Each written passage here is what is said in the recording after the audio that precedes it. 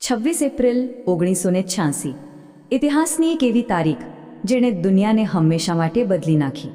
એ રાત્રે Soviet યુનિયનના Chernobyl nuclear power પ્લાન્ટમાં કંઈક એવું થયું જેની કોઈએ કલ્પના પણ નહોતી કરી.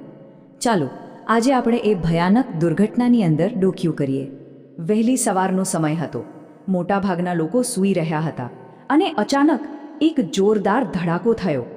આ ધડાકાએ રિએક્ટર નંબર 4ની છતને ફાડી નાખી. આ ખાલી એક અકસ્માત નહોતો, આ એક એવી આફતની શરૂઆત હતી જેની ઝેરી અસર આવનારા હજારો વર્ષો સુધી રહેવાની હતી. જી હા, નુકસાનની વાત હોય કે પછી માનવ જીવનની, ચર્નોબિલને ઇતિહાસની સૌથી ભયાનક, સૌથી ખરાબ પરમાણુ દુર્ઘટના ગણવામાં આવે છે. એની ગંભીરતા આપણી કલ્પના બહારની હતી. આ કેટલું ભયાનક હતું એ સમજવા માટે ખાલી એક આંકડો જ કાફી છે. હિરોશિમા પર જે અણુબોમ્બ ફેંકાયો હતો એના કરતાં 400 ગણું, હા 400 ગણું વધારે રેડિયોએક્ટિવ ઝેર આ દુર્ઘટનામાંથી હવામાં ફેલાયું હતું. આંતરરાષ્ટ્રીય પરમાણુ ઘટના સ્કેલ પર આ દુર્ઘટનાને લેવલ 7નું રેટિંગ આપવામાં આવ્યું છે, જે સૌથી ઊંચું અને સૌથી ખતરનાક લેવલ છે.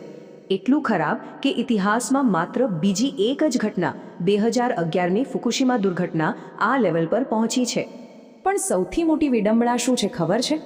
આટલી મોટી તબાહી એક સુરક્ષા પરીક્ષણ એટલે કે એક સેફટી ટેસ્ટ દરમિયાન થઈ હતી.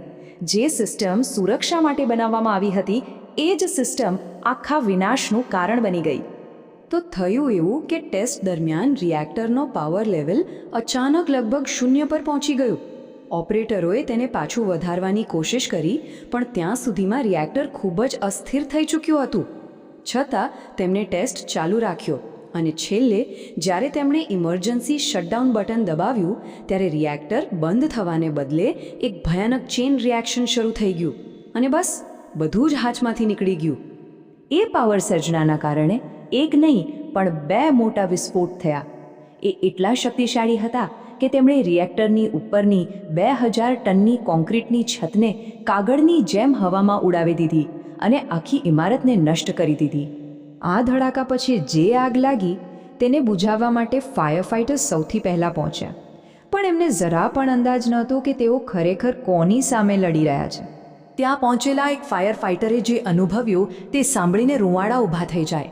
એમણે કહ્યું, વિકિરણનો સ્વાદ ધાતુ જેવો હોય છે. એમને ચહેરા પર એવી તીવ્ર ઝણઝણાટ થતી હતી જાણે કોઈ અદૃશ્ય આગ એમને બાળી રહી હોય. અને દુઃખની વાત તો એ છે કે આ બહાદુર ફાયર ફાઇટર્સને સાચી હકીકત જણાવવામાં જ નહોતી આવી. એમને કહેવામાં આવ્યું કે આ તો બસ એક સામાન્ય આગ છે. કોઈએ એમને ન કહ્યું કે તેઓ એક ખુલ્લા પરમાણુ રિએક્ટરની બાજુમાં ઊભા છે અને એક એવા દુશ્મન સામે લડી રહ્યા છે જે દેખાતો પણ નથી. આ સ્મારક એ અસંખ્ય ફાયર ફાઇટર્સ અને બચાવકર્તાઓના બલિદાનની યાદ અપાવે છે, જેમણે પોતાના જીવની પરવા કર્યા વગર એ ભયાનક આગને કાબૂમાં લેવાનો પ્રયાસ કર્યો હતો. તેમની બહાદુરીની કિંમત તેમનું જીવન હતી. આંકડાઓ ખરેખર ચોંકાવનારા છે. આગ સામે લડનારા 134 લોકોને ગંભીર રેડિયેશન સિકનેસને કારણે હોસ્પિટલમાં દાખલ કરાયા. એમાંથી 28 લોકોનું તો થોડા જ દિવસો કે મહિનાઓમાં મૃત્યુ થઈ ગયું અને આગામી 10 વર્ષમાં બીજા 19 લોકોએ પોતાનો જીવ ગુમાવ્યો. પણ કહાણી અહીં પૂરી નથી થતી. આ દુર્ઘટનાની અસર માત્ર પ્લાન્ટ સુધી સીમિત નહોતી. એ તો એક શાંત ઝેહરની જેમ ચૂપચાપ દૂર દૂર સુધી ફેલાઈ રહી હતી. ધડાકા પછીના આખા 36 કલાક સુધી પ્લાન્ટની બાજુમાં વસેલા પ્રિપ્યાત શહેરના 50,000 લોકોને કશું જ કહેવામાં ન આવ્યું. એમને કોઈ ચેતવણી ન મળી. જ્યારે ઝેરી રેડિયોએક્ટિવ કણો વરસાદની જેમ એમના શહેર પર વરસી રહ્યા હતા. અને જ્યારે આખરે શહેર ખાલી કરાવવાની જાહેરાત થઈ ત્યારે લોકોને કહેવામાં આવ્યું કે આ તો બસ 3 દિવસ માટે છે. એમણે પોતાનું બધું જ, પોતાનું ઘર, પોતાનો સામાન પાછળ છોડી દીધો. એમને ખબર નહોતી કે એ 3 દિવસ ક્યારેય પૂરા નહીં થાય અને તેઓ ફરી ક્યારેય પાછા નહીં ફરી શકે. અને આ સમસ્યા માત્ર ત્યાં સુધી સીમિત ન રહી. એ ઝેરી વાદળો આખા યુરોપમાં ફેલાઈ ગયા. બેલારૂસ, યુક્રેન, રશિયાના અગ્રણી વિસ્તારો તો દૂષિત થયા જ, પણ એની અસર સ્વીડન, ફિનલેન્ડ અને ઓસ્ટ્રિયા જેવા દેશો સુધી પહોંચી. તો હવે આટલા દાયકાઓ પછી ચર્નોબિલની કહાણી આપણને ક્યાં લઈ જાય છે? એનો વારસો જેટલો દુઃખદ છે એટલો જ આશ્ચર્યજનક પણ છે. દુર્ઘટના પછીના વર્ષોમાં રેડિયેશનની ભયાનક અસર પ્રાણીઓ પર જોવા મળી. ગંભીર શારીરિક વિકૃતિઓ સાથે જન્મેલા પ્રાણીઓ એ વાતનો જીવતો જાગતો પુરાવો હતા કે રેડિયેશન એટલું ખતરનાક હોય છે. પણ કહાણીમાં એક મોટો વળાંક આવ્યો. વૈજ્ઞાનિકોના મતે હવે એ જ વિસ્તારમાં જંગલી પ્રાણીઓ પાછા ફરી રહ્યા છે. વરુ, લિંક્સ અને રીંછ જેવા પ્રાણીઓ જે સદીઓ પહેલાં અહીંથી ગાયબ થઈ ગયા હતા તે હવે ફરીથી આ વિસ્તારમાં વસવાટ કરી રહ્યા છે.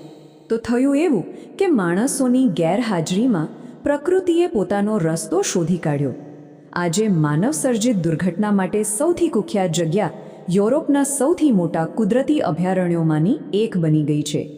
અને આ છે ચેર્નોબિલનો વર્તમાન ચહેરો. આ એક વિશાળકાય સ્ટીલનું કવચ છે જે 2017માં બનાવવામાં આવ્યું.